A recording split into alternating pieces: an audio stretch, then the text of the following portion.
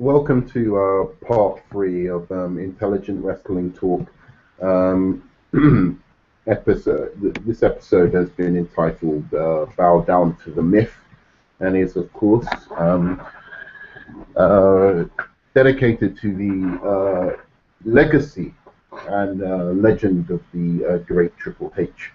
And I don't want anyone to mistake what I'm saying here. I've always thought Triple H was above average. I thought Jericho was above average. I thought Edge was above average. You just have your favorites, Stone Cold, Kurt Angle, The Rock, Macho Man. They're my favorites, and then there's a league beneath that you kind of appreciate, and then there's ones that you just think you don't like, or you know why they were jobbers, or something like that. I've never thought Triple H had just disappeared and didn't know one. You know, I didn't like him very much, but I understood some of the appeal. I just didn't understand his position of power right now. Um, having said that, um, I want to move on to a section I'm calling Legends of the Fall. And I'll explain what I mean by this. Um, so I was talking about the burial of young talent, and I wanted to move on to Legends of W, i.e., greatest champions whose career Triple H has either attempted to diminish, stall, has terminated, overshadowed, badly booked, dominated in a feud, or like a leech has attempted to feed off them. Okay? So I'm going to go through a list of a who's who of names in professional wrestling that Triple H has done one or the other two. He's diminished their career by what he said about them.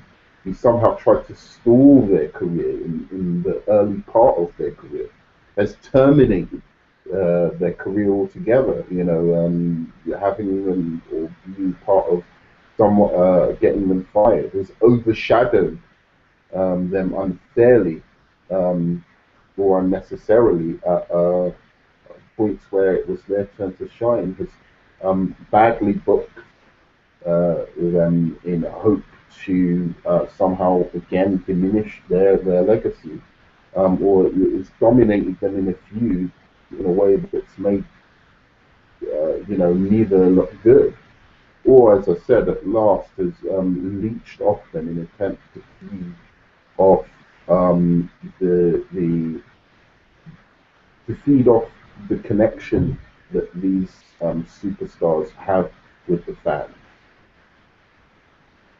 So,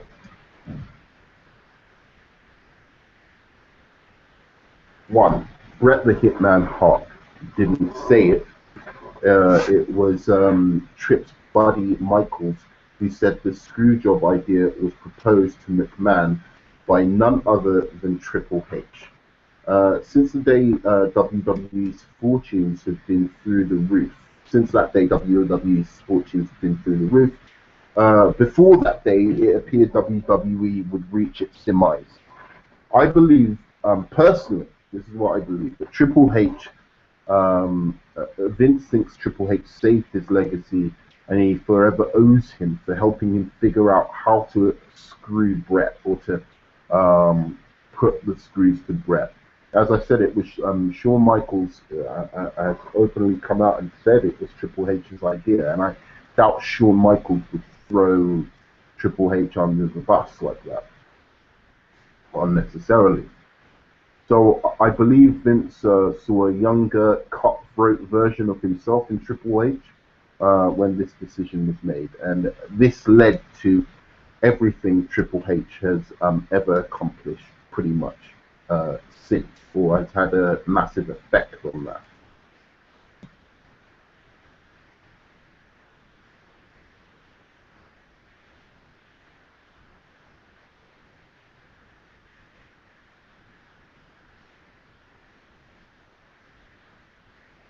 Two is Owen Hart. If I remember correctly, he was the last little piece of the Hart family that needed to be flushed out of the WWE. So Owen was world title material till his feud with Triple H. He should have feuded with Shawn to avenge his brother, of course, which would have been the natural feud. Instead, he was reduced to a blue blazer gimmick soon after being squashed by Triple H.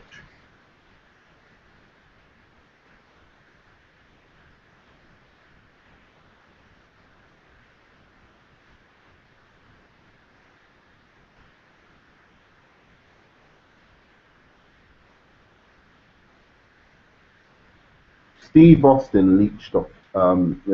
Steve Austin, number 4. Now, Steve Austin got leached off by Triple H. Firstly, by pretty much stealing and tweaking his gimmick with a small dose of Shane Douglas. I've always said this.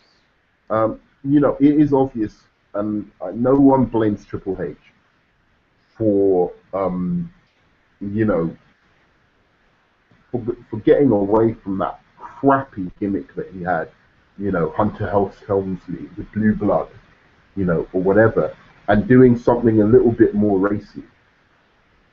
But the fact is, in his earlier days as DX, he was just a weird kind of frat boy, supposedly funny kind of comic character with Shawn Michaels, and even when he went on to lead DX himself. And there's nothing, I won't take anything away from the drive aspect of the character of Triple H, because that seems to really fit in with Triple H's character. And so does the humor of the DX element. But where it starts to get weird is Stone Cold is on the rise, big baby face. DX is never, he knows, going to get him really where he wants to be in the industry. And then all of a sudden, he's this badass, kind of monster heel, and sometimes face, depending on the angle, who doesn't take any shit, who isn't to be trusted, who uses foul language every once in a while, whose only concern is with the championship. All of these characteristics don't seem to fit naturally to who Triple H is. He doesn't remind me of a badass. He isn't an ass kicker. I don't get where this. He's not a monster like half the people in in the back. In the locker room could completely destroy Triple H in a fight. You put someone like Kurt Angle or Brock Lesnar or Bret Hart in his heyday, in an actual fight with Triple H, and he'd get destroyed. So I get the drive and the ambition of the character, but the badass character seemed to be a cheap rip-off of Stone Cold Steve Austin that you could never get over to the extent of Stone Cold Steve Austin. Okay. So it was a kind of mixture of Stone Cold Steve Austin and the franchise Shane Douglas character. So that was him leeching off Stone Cold Steve Austin at first. Then, even though the two had little to no chemistry, in late 2000, Austin comes back from an injury in an angle in which he was run over by a shadowy figure trying to end his career. He comes back, we found out it's Rikishi, and Rikishi has this angle going on with him. To be fair to that angle, it didn't have much, they didn't have much chemistry either, Rikishi and Stone Cold Steve Austin, for an obvious reason. I don't know why they made it Stone Cold Rikishi who ran him over in the first place. I thought it was idiotic. If anything, it should have been The Rock. I personally believe it should have been The Rock. Or somebody who could stand with, with Stone Cold Steve Austin. Now, I have nothing against the fact that it was revealed later on that Triple H, who has now become a babyface due to feud with Kurt Angle, was in fact the mastermind behind the whole affair.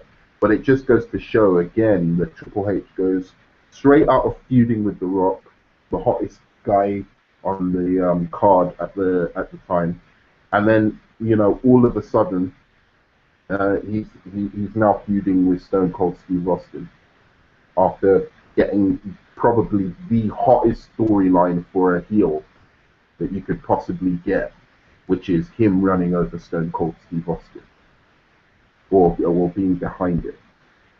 For such a hot story, you'd think it would be memorable. You'd think, oh my God, why don't people talk about the time Stone Cold Steve Austin was run over and when he came back and Triple H was the one who did it? There's a reason for that. Because the guys, Triple H and Stone Cold Steve Austin, had little to no chemistry with one another. Their matches were utterly forgettable. And the two matches they had with Austin that have practically been erased from the annals of the wrestling history because of how unremarkable they were, was one which had no clear victory, where probably the best part of the match is where Stone Cold drops Triple H from several feet. He's in his Cadillac and he's got one of those, can't remember what they call them now, but one of those cranes to lift the car up, and then he drops the car with Triple H in it, and there was no clear victor of that match. And then they go on to feud again, in which Stone Cold it's Stone Cold and Triple H, and again another very, very unremarkable match, probably less remarkable than the first one, which was at least had a slightly entertaining ending, in which Triple H goes over Stone Cold Steve Austin clean, 2 out of 3 falls match. That sounds like a way to really get somebody back who's run you over. And then the feud ends. So even the mighty Stone Cold Steve Austin, either somehow Triple H convinced Stone Cold Steve Austin out of the kindness of his heart, that he needed that extra kind of mental push, even though he'd been in a year-long feud with The Rock, or he politicked his way to get that ending decision. It's one of two things.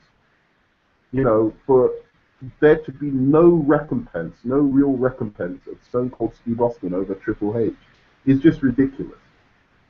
Triple H then goes on after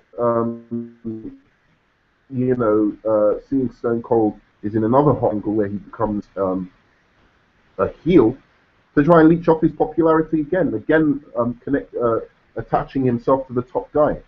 Now, does anybody really remember when Triple H teamed up with Vince and Stone Cold Steve Austin for the two-man power trip? I don't think so. His team up with Triple H was utterly forgettable. During it, Triple H would win the Intercontinental and Tag titles at the same time. Again, very unmemorable run, leeching off Stone Cold Steve Austin's popularity. This obviously ended with Triple H tearing his quad and being out for a year. Soon after, Stone Cold Steve Austin teams up with Kurt Angle in what is unquestionably the highlight of Stone Cold Steve Austin's heel turn. Even those who thought Stone Cold Steve Austin's heel turn was an utter failure admit the most entertaining part and definitely a memorable addition, not just the most memorable part of not just the memorable part of his heel turn, but one of the most memorable parts of memorable pieces of business that Raw and SmackDown ever did was the team up between Kurt Angle and Stone Cold Steve Austin. So again, Triple H reaches onto a hot act, nothing comes of it. Triple H leaves and Kurt Angle steps into the role, and suddenly it becomes one of the most entertaining things on TV. Had Triple H not torn his quad, we would have never got that Kurt Angle and Stone Cold Steve Austin angle with Vince McMahon. Very fortunate for all wrestling fans. So, yeah. By the way, for those watching live, the reason I'm pausing in between, if there is anybody watching live, is just so that I can put gaps between the different guys. So I'm going to put a title. This isn't going to be in the edited version.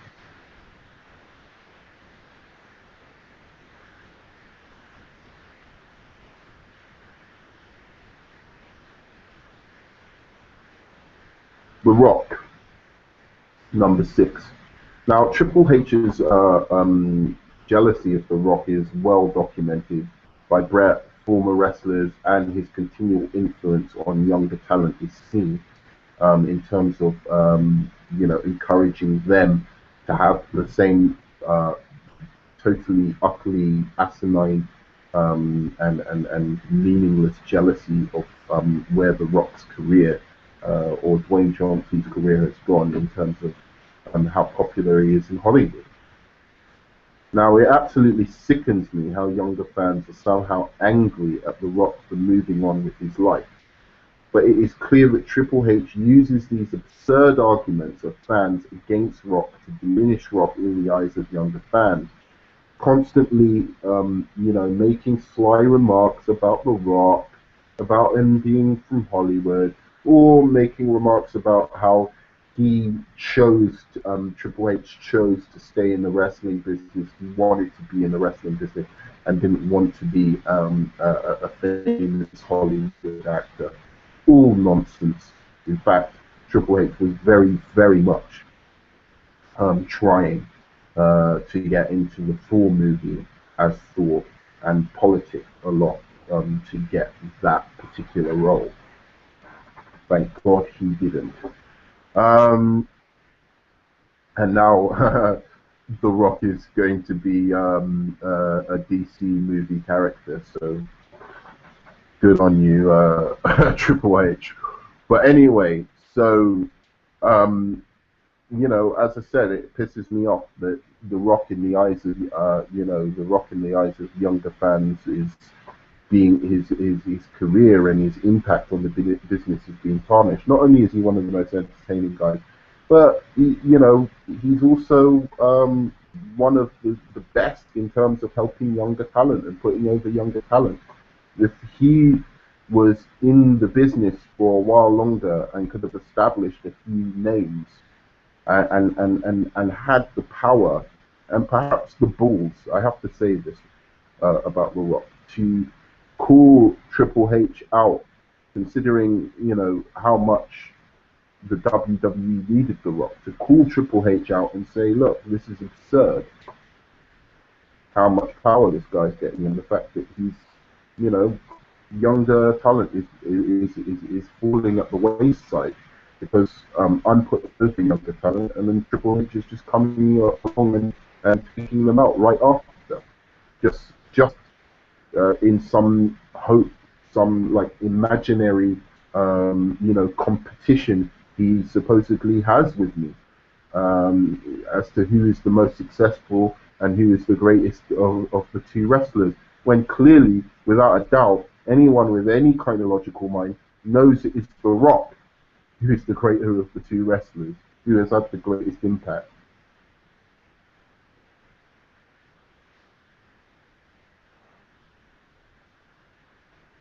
Triple H knows that support for Stone Cold is rock solid, no pun intended. So he knows he can't shit on the career of Stone Cold Steve Austin as much as The Rock, because there is this underside of guys who live in their grandmother's basement who seem to hate The Rock for succeeding in life for absolutely no reason. Absolutely no reason. Stone Cold is somebody who has always been supportive. There might have been some resentment in the beginning or some feeling that The Rock might take his spot. But all in all, he was always a professional. He helped The Rock, and I know he beat him twice at WrestleMania and Backlash in '99. But the fact is, one, The Rock was getting a rub of Stone Cold, and two, The Rock came out looking like $1 million in the Stone Cold Steve Austin feud. He came out looking better from the Mankind feud, but with the Stone Cold feud, he looked like $1 billion. The matches they put on are some of the best ever, and made The Rock look very dangerous. And while, Stone Cold was still able to manage keeping his badass, you know, demeanor, and he forever cemented, The Rock through his feud and the way they carried out their matches. He forever cemented The Rock as his arch nemesis, as the face of the company's true arch nemesis, which did a hell of a lot for The Rock's career, even though he lost both matches. Compare this to when The Rock feuded with Triple H, and it was all about Triple H's fucking ego. Triple H's best shot he's always viewed as to try and make himself into looking like Rock's equal in the Attitude Era, or even in some way superior. Like he was the Ric Flair to The Rock's Hulk Hogan, which is absolute nonsense. He fans the flames of hate amidst younger talents and viewers. In surefire ways to achieve this, to achieve this kind of appearance of being on the same level as The Rock.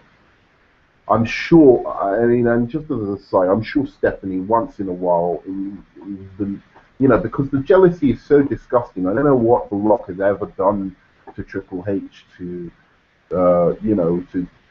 encounter such jealousy, such obvious jealousy. Everything you read about the guy's got a narcissistic complex when it comes to The Rock. I'm sure, the only thing I can imagine is Stephanie once mid-orgasm, while thinking of The Rock, actually, screamed out his name, Rocky, Rocky, Rocky, so turned on by the idea of actually being with the successful, good-looking movie star that Rock is, rather than with the old, bitter, jealous Triple H. Or maybe it was Triple H himself who cried out Rocky mid-orgasm, and then turned over in bed, never to speak of it again. The envy of this man, as I said, is absurd. In fact, former creative writer for the WWE observed it firsthand. He said, I know that a lot of the stuff that Cena has said about The Rock and his feelings towards The Rock sound like something that would be coming directly from, Mr. Helmsley and his view. Because again, as I said, I always sensed some insecurities as related to The Rock and to Steve Austin, and how, again, in my mind and perception, he never was at that level. And so he wanted to position himself as, well, I'm as good, if not better, which I don't know that he has done that. This is one of the creative writers' observations of Triple H's views on The Rock. Okay. He further goes on to say, this is just an interesting science piece against that bitch boy John Cena. Rock has one massive piece of ammo to use on Cena and Triple H. Rock could argue that unlike other superstars, he left the business still on top. Other superstars, wink wink, Triple H. He left the business still on top and didn't feel the need to hang around and take other guys' spots. Rock could argue that by his leaving when he did, it gave the opportunity for someone like John Cena to be showcased. If Rock were really selfish and didn't respect the business, he would have hung around for more paydays and taken up a lot of main event spots, much like others who we all know. It was almost exactly around the time that The Rock left that Cena started to take off. The point right here, that points right there would silence Cena and his backers, and that is just food for thought, which is what the writer said. So that's my bit on, um, how Triple H is leached off The Rock, and is jealous of The Rock, and has tried to, in some sense, he can't really sabotage his career, but certainly he's tried to diminish it in the eyes not only of the younger talent, but of of the WWE universe in general.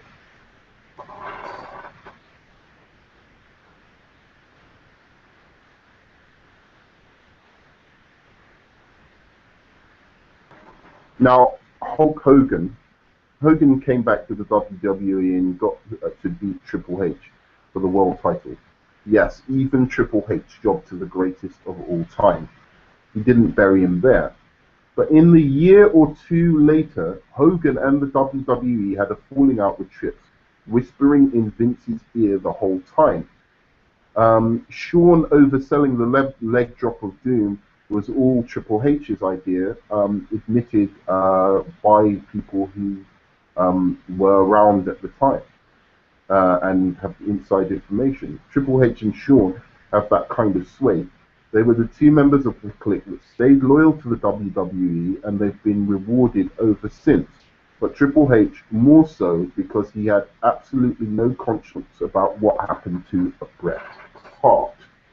So again, Hulk Hogan undermined by the little games of Triple H, who threw basically a hissy fit because the greatest of all time beat him clean, well, not even cleanly, and won the WWE Championship off him.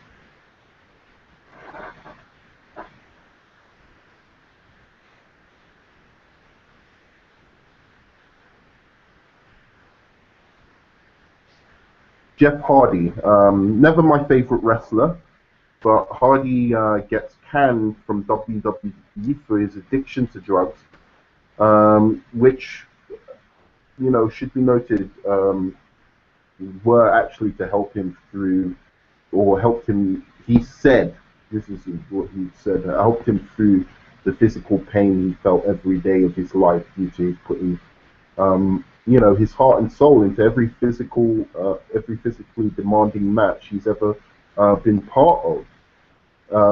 Now, I don't feel sorry for Jeff Hardy one bit. I mean, this guy's a druggie. But when you see guys like Randy Orton who do what they do to improve their looks, rather than someone like Jeff Hardy who put his body on the line, and that's why he's got this now drug addiction.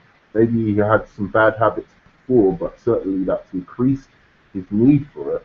You'd think that there'd be some WWE policy to help him out. He was a big part of why a lot of WrestleMania and events and in the 2000s were so successful. And Triple H can help his boy Randy Orton, but when it comes to Jeff Hardy, they don't have as much compassion. So that's Jeff Hardy, and it's not a big deal. It's just something that I thought I would mention. Comparison between Jeff Hardy and Randy Orton.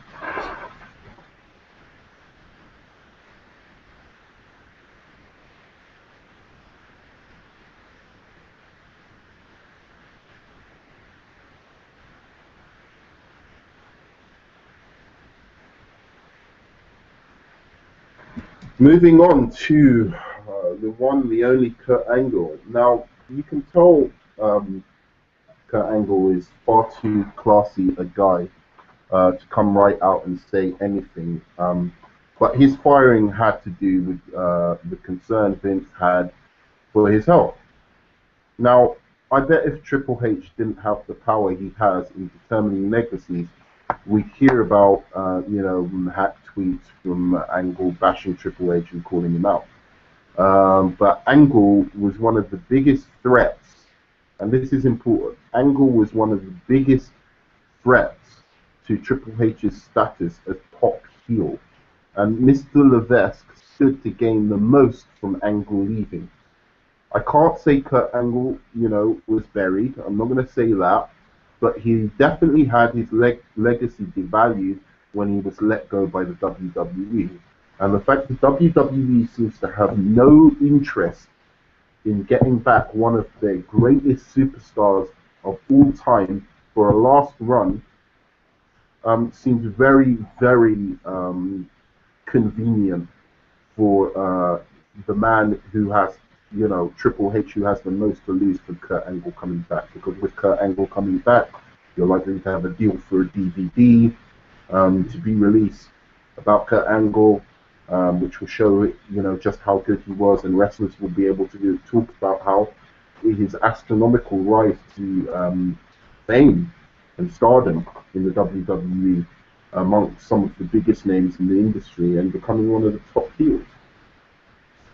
It is unfortunate, like Hardy above, like Hardy, who I just mentioned, that Angle put his body on the line like almost no one for so long for him.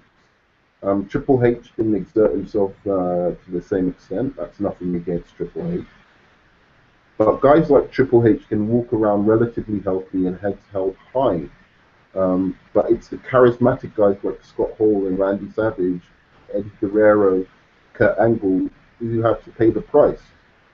I'll talk a little bit more about Kurt Angle later in somebody else's part, because there's just another element I want to bring up about this. But yeah, that's the thing with Kurt Angle. He is a threat. He is a real threat to Triple H's legacy as the greatest heel of the Attitude Era. And I hope Vince McMahon will finally stop thinking out of his fucking, I don't know, and just let this guy come back for a fucking final run and a Hall of Fame induction, for God's sake, when his tenure is up at TNA. They have to do it. He was that big.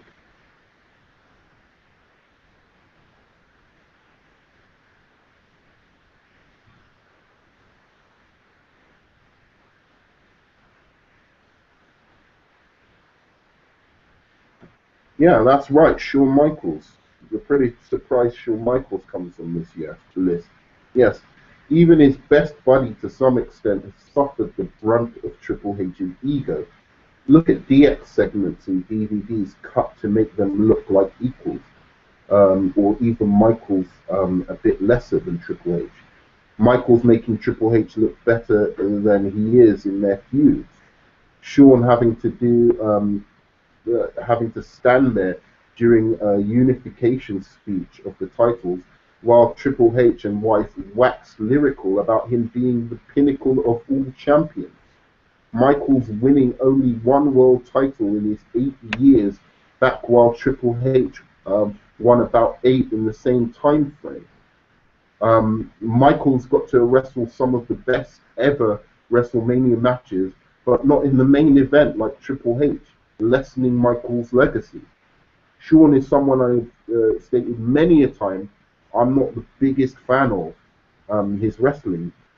Sorry, that I'm a big fan of his wrestling, but not of the man. But him being portrayed as second fiddle to Triple H is an absolute joke, and everyone knows it.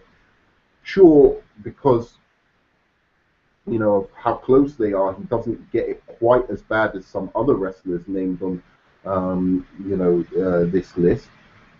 But and he does have that extra perk of being named the greatest of all time by WWE. But something I don't necessarily not agree with, but I can, or I don't necessarily agree with, but I can understand far more than Triple H being named number 12 on the list. and this is the guy who's number one. I can understand him being ranked at number one more than Triple H, even though I think clearly it should either be Hulk Hogan or Stone Cold Steve Austin as number one. That's it. Fact. Um, you know, as for Triple H as well, I mean, you show me one DVD in which Triple H, um, one documentary of, whether it be something to do with the Attitude Era, um, anything where Triple H has partaken like in one of the main events.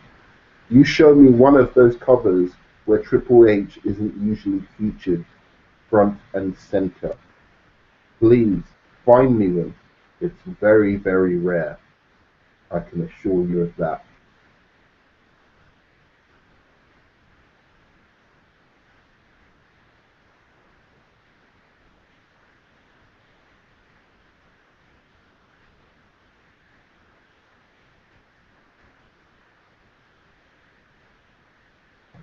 CM Punk, another guy I'm only so-so about. But there's no denying that this guy had more momentum than anyone 2 summers ago, in the summer of Punk. 2011. So it's now, 3 summers ago. Then Triple H came back. Triple H took center stage as the COO, a non-active wrestler. He took Punk's place. He took Nash's place against Punk. He was having a great feud with Punk at the time, only to come in as a non-active wrestler and beat the hottest new act on the roster for no reason. Sure, this was also to help out John Cena, and there was some politics played there, but this was also to prove that an up-and-coming talent, no matter how good he is, no matter even if he beats John Cena, is still not greater than the King of Kings. That was the statement being made. This has to be the greatest example to me of just not making one lick of sense. A push of Triple H, or not making one lick of sense. If Punk is to face Triple H at all, which probably he shouldn't have even done, he needs to beat Triple H. Or if I mean, at least with the guys above, he was an active wrestler at the time, so one can say, okay, the dude just wanted to be the top guy of his time. So you can understand Triple H, and his competitiveness with Stone Cold Steve Austin and The Rock. But this is when he's no longer an active wrestler. We're talking about a full, 14 years after the Attitude Era? 15, 16 years after the Attitude Era began? And this guy who's 40-something is going to come back and beat the hottest new star on the roster? I don't get it. I don't get that booking. I don't get it at all. But to note,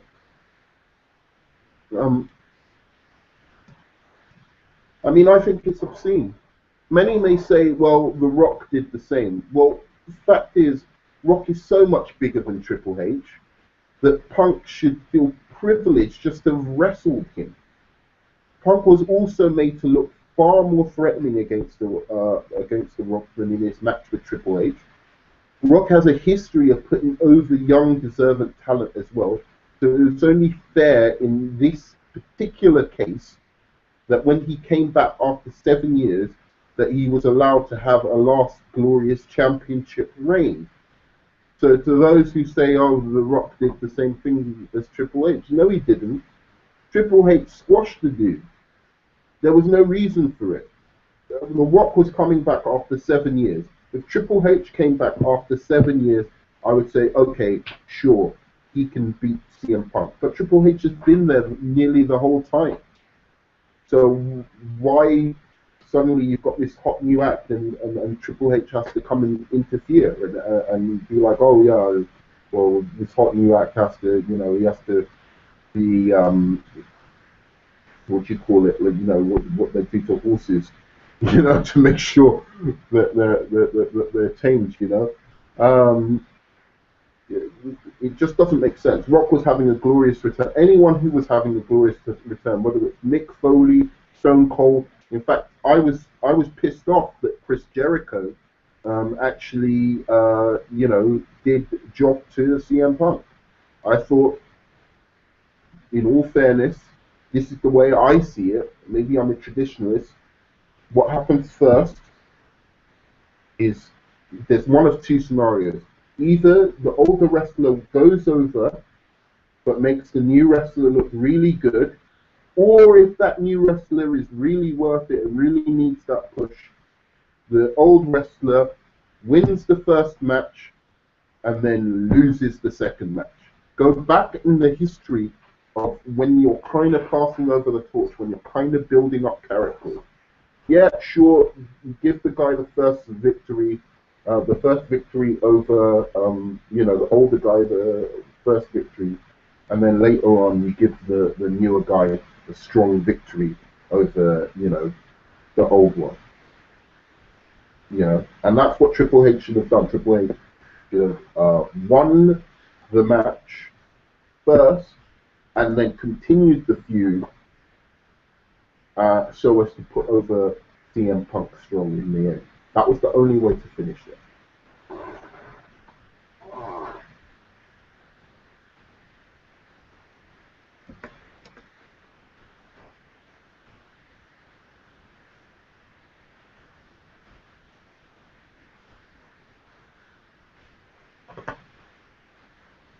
Goldberg, he ran into the same wall with Triple H as he did with Kevin Nash when the streak abruptly came to an end in early 99 or late 98, I believe, with Goldberg and Nash.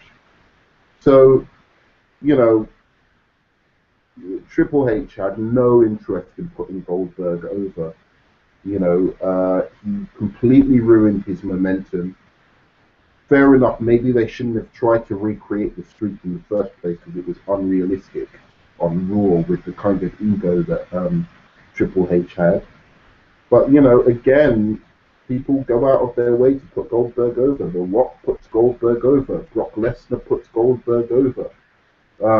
A number of different people put Goldberg over, only for, you know, Triple H to come in, okay, you know, I'm going to beat him. I'm going to be the first to beat his streak. I mean, he did put Goldberg over clean later, but it was too late. The momentum had gone.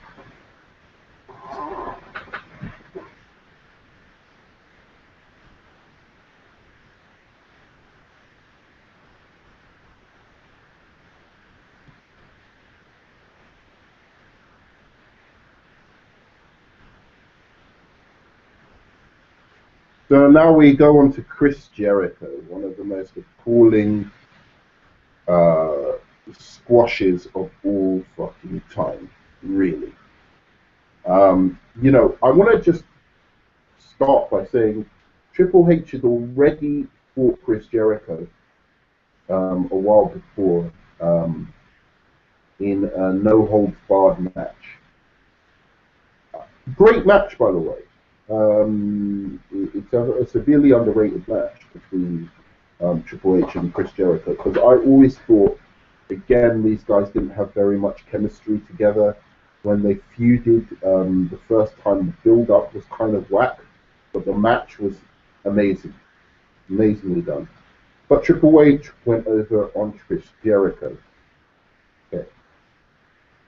So, in his return from his first major injury as well, Triple H goes on to win the Undisputed Championship from Chris Jericho.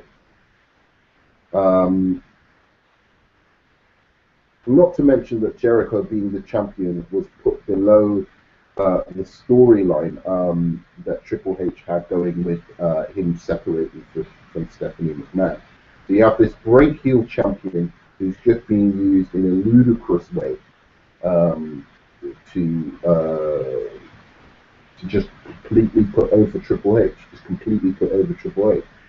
What's even more embarrassing about this situation is that the two top guys in the industry, both The Rock and Stone Cold Steve Austin, went out of their way to put this guy, Chris Jericho, on the map to be the young, upcoming superstar. You know, Chris Jericho could be majorly over as a good guy, and as a heel, you know, he had real potential. But again, Triple H doesn't like his heels, and I'll go into that in a moment. Because the heel characters are the ones that bother him most. They're the ones who, if they're great, they're good heels, he gets worried about, and he puts the screws in as quickly as possible. So he then went to squash him in a match no one wanted to see, in fact, as I said, which was at WrestleMania 19. He squashes him in the match. It would have served much better for Triple H if he either faced Kurt Angle at WrestleMania to settle the dispute between the Stephanie McMahon storyline. But again, Triple H doesn't think clearly, because win, lose, or draw that match with Kurt Angle at WrestleMania, that would have continued one of the hottest feuds, both of 2000, and people's lips were getting, salivating again when it seemed that the feud had suddenly come back just before Chris Jericho, just before he went on to face Chris Jericho for the championship. So you have this feud in which Stephanie McMahon, Kurt Angle is pretending to be friends with Stephanie McMahon, and Triple H is jealous, worried that Stephanie actually and Triple and Kurt Angle actually may have feelings for each other. Skip to that was in 2000. Skip to 2002, and you have the same angle, but now it's over the Royal Rumble match. Kurt Angle was the last to be eliminated from the Royal Rumble match, but he's given another opportunity to raise Triple H as a babyface, to face Triple H and win and actually go on to headline WrestleMania. So he goes on to face Triple H,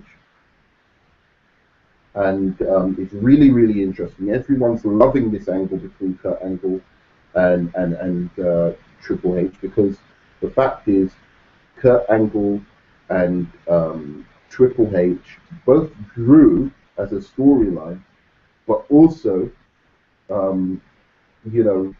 there was great chemistry between Kurt Angle, Stephanie McMahon, and Triple H. Obviously, Triple H had great chemistry with Stephanie McMahon, but so did Kurt Angle, and also Kurt Angle and Triple H, whether Triple H wants to believe it or not, had great chemistry together.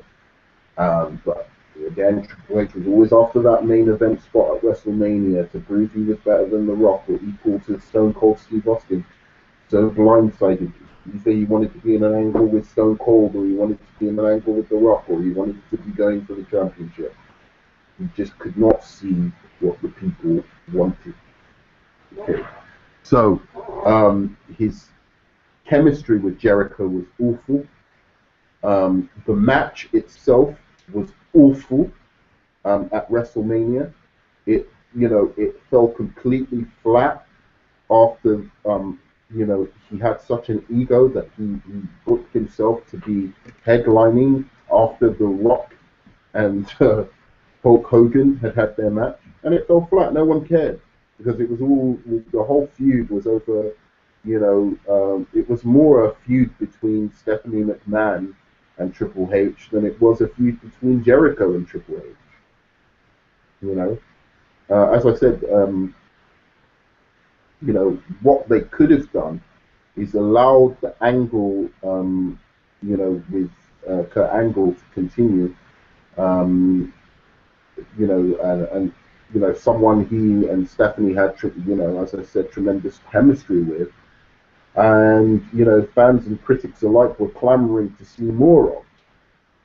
If he had have had that match between, say, himself and Kurt Angle, um, you know, before the match with Hulk Hogan and The Rock on the card of WrestleMania 19 or whatever it was, I think it would have gone over big time. You know, whether he wanted to beat Angle or he wanted to, you know, as long as Angle looked okay, not like completely destroyed, but if he wanted to beat Angle, he was now maybe dating Stephanie McMahon or something like that, you know. And even better, what could have happened if he still wanted to be in the title picture? To give Jericho a strong win, he could have had a triple threat before the match with Hulk Hogan and The Rock, which is obviously going to be the biggest match of the night.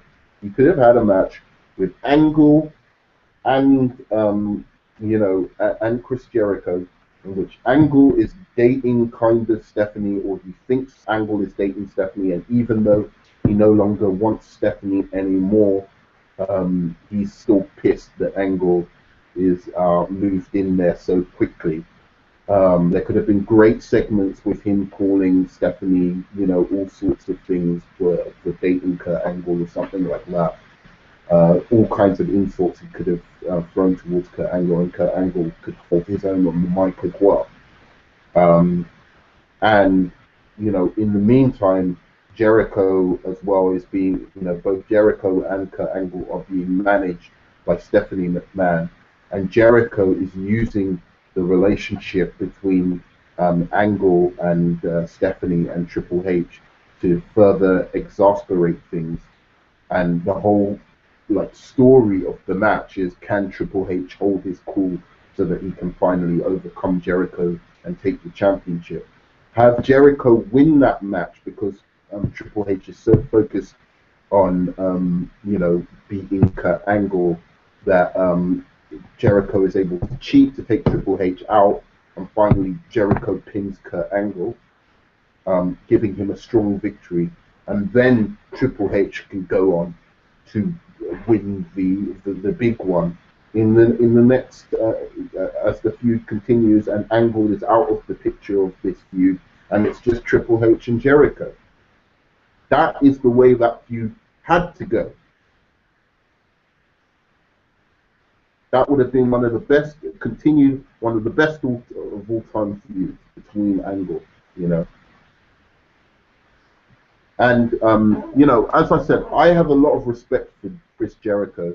I respect him as much as some of my favorite performers, but I have always thought, okay, sorry, I should add this, you know, Jericho further, you know, apart from being in a horrible squash match, as if he was just some, you know, jobber in his WrestleMania match with Triple H.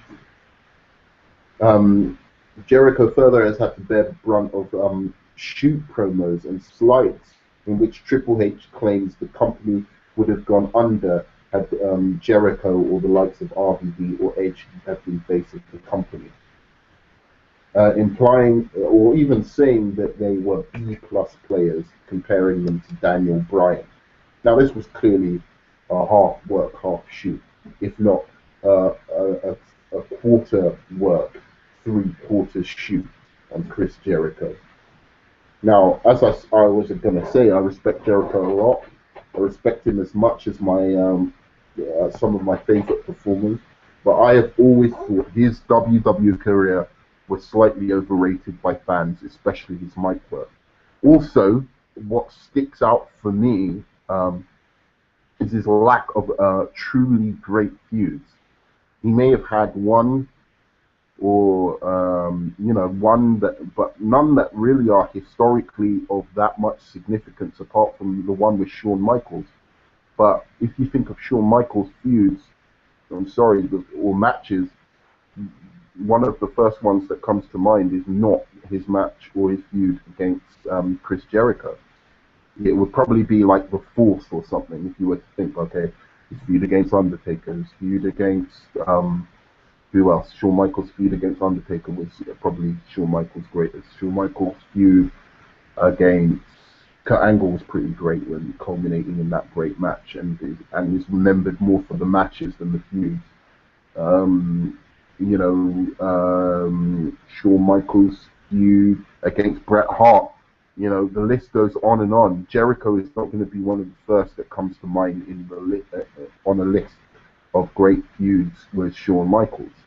So again, you know, this is one of the things I can understand somebody calling Chris Jericho a B plus player. I don't see why they have to say it on national television, considering how hard he's worked for the company. But you know, I truly don't think he's had one of those great feuds, like the best of all time feud. And although I marked out for his heel work against Punk, um, and in my humble opinion, if I were, you know, sorry, I marked out his heel on his heel work against Punk, which I think he really outperformed Punk, and it was one of my favorite Chris Jericho moments in his feud against CM Punk. Um, and I wish he had have won. In my opinion, he should have won that match. Um, but as far as for calling, Triple H calling Jericho a B plus player, in my humble opinion, if I were given the choice to rest my wrestling company on Chris Jericho or Triple H, I could say quite firmly I would lean towards Chris Jericho, all in all. Or they would just be equal, in my opinion. So if Jericho's a B plus player, Triple H is a B player, as far as I'm concerned.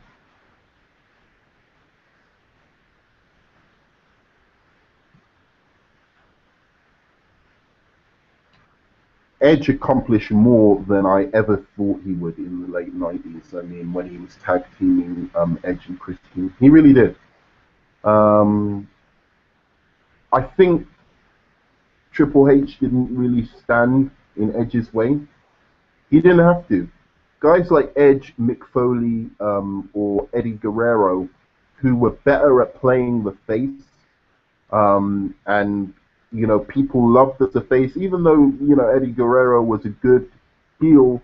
He was never going to be remembered as one of the greatest heels in a sense because he was so overpowering and good as a babyface.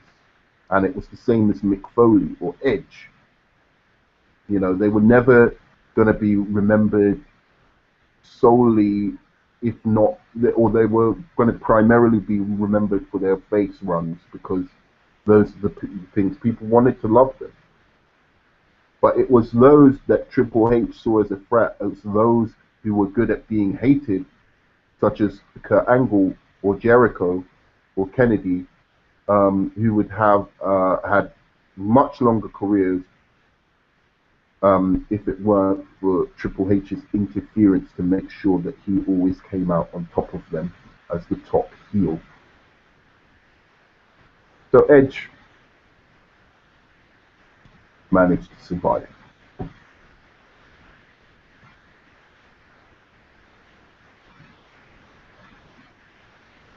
John Cena.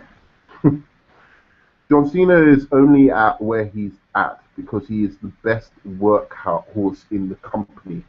Um, and he can be milked better, for cash better than anyone.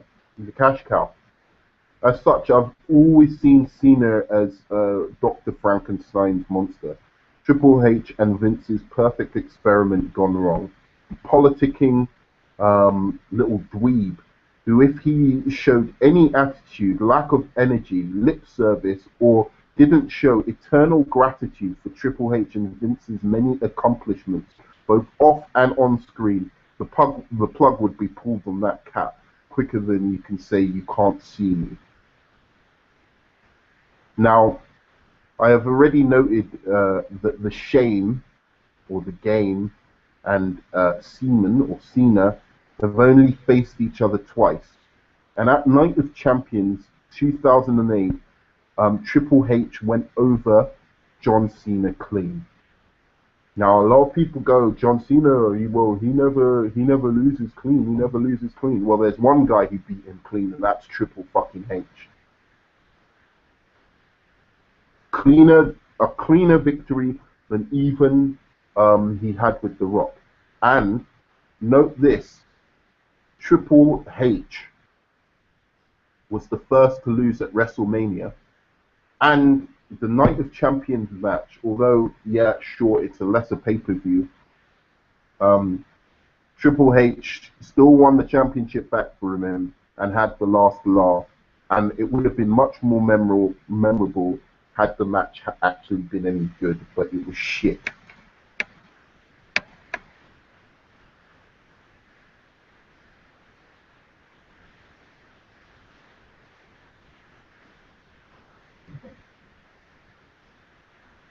Undertaker.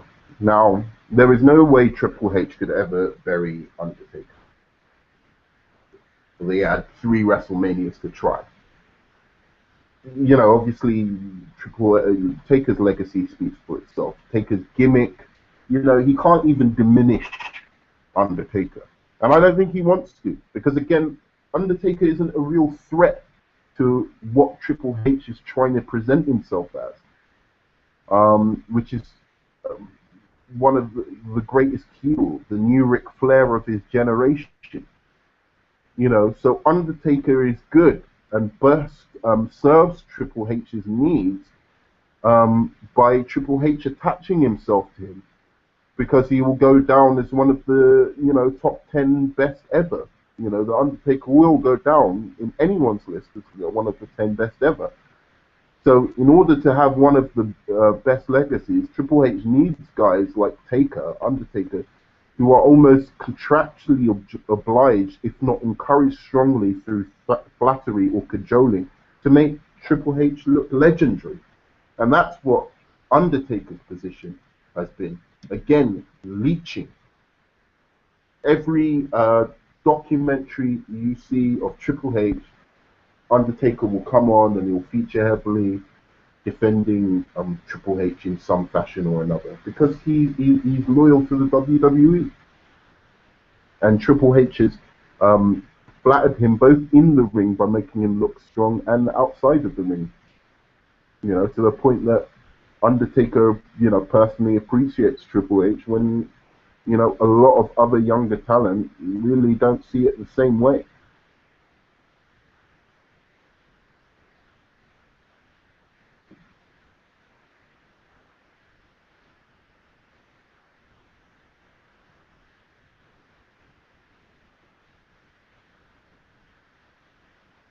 And finally, the sickest and most perverted of all, Ric Flair.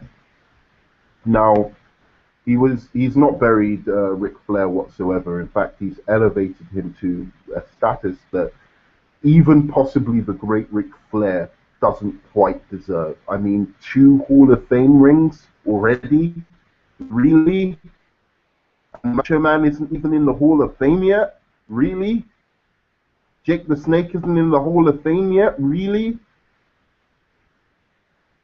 I mean, there are a million guys who probably should be put in the Hall of Fame before Ric Flair gets 2 Hall of Fame rings. I'm sorry. All of Triple H's good buddies who've been loyal or, you know, important to the WWE are there as legends. You know, Undertaker isn't in the Hall of Fame before Ric Flair has 2 rings, when Ric Flair really didn't even have that great an impact on the WWE in his actual when he was at his best. You know, in his younger days, where he was, you know, in the AWA or WCW, he was a mainstay of those companies, not of WWE. And he's got 2 rings already for the 4 Horsemen. Macho Man doesn't have 1. You know, fucking Jake the Snake doesn't have one. You know, Scott Hall doesn't have one. A lot of other people. I'm trying to think of people who don't have drug problems, but there's a lot of other people. As I said, Undertaker hasn't got one yet. Flair has two. Now that, and possibly maybe going in for a third, if they actually go ahead and induct, Evolution into the Hall of Fame. So Triple H has done a great job of elevating Ric Flair. And you know what? We want to know why? He was brought in, Ric Flair was brought in to so that Triple H could align himself with his legacy, building Triple H's legacy up. Flair got to have his career revived and revered over and over again, claimed to be the best of the best. But really, Flair's old age push was essentially manipulation on Triple H's part so that Flair would declare Triple H the new age Ric Flair, which in some people's minds, Ric Flair is the #1 wrestler of all time. In a lot of people's minds, it's like 50-50. If you were to put out, a thing of who is likely to come up on the people's top greatest wrestling superstar of all time list, who are the most likely names to come up on that top list. Ric Flair is going to be one of the guys, one of the top 5 guys who's going to top those lists. The Rock, Stone Cold Steve Austin, Shawn Michaels, um, um, Hulk Hogan, Ric Flair. So that was what Triple H was doing. He knew that him, buddying up with Ric Flair would have Ric Flair, and kind of saying, oh, I remind myself, I always looked up to you and I was trying to be you, means that Ric Flair will go out and say, Triple H is the new Ric Flair. And in doing so, that means Triple H is kind of one of the greatest of all time. There you go. Desperate or what? Thanks for staying with me during this part. I will now go on to part 3. And part 3 is going to be the most important part, which is I don't think Triple H was ever really over. I'll finish after that with a conclusion to this whole series. I hope you've enjoyed, and please like, subscribe, etc., etc. Thanks a lot.